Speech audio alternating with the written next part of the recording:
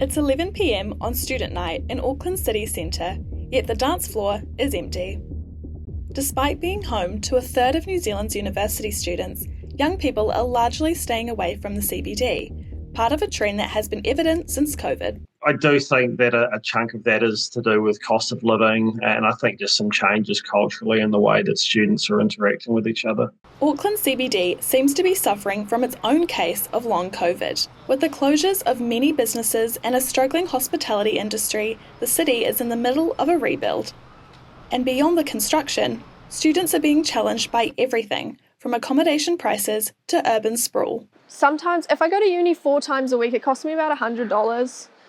I don't earn that much. It's very spread out. There are apartments on Queen Street, there are apartments on K Road, but they're oftentimes much more expensive than those flats you get out west or out east. When it comes to accommodation, halls of residence in the city can range from $330 to $530 per week.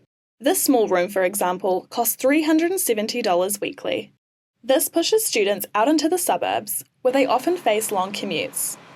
We've got the highest proportion of students that are actually living at home due to the cost of accommodation within the CBD. Limited public transport is also a problem.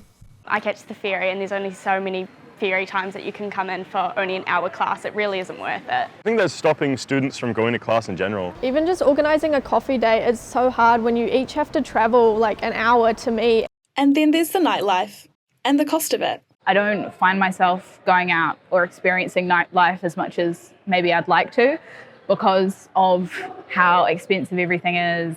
People still seem to be drinking alcohol at home, but then that's not translating into people coming into town. Auckland Council now says it's developing a plan to get students back into town. The Student Experience Action Plan is deliberately aimed at meeting the needs of younger Aucklanders and revitalising the city centre. Now it's time for us to really start emphasising the important role that students play. We really want to start changing the narrative on that and sort of highlight how important student life is to a really vibrant city centre. So what do students want? Safety. A good nightlife. Just public transport as a whole.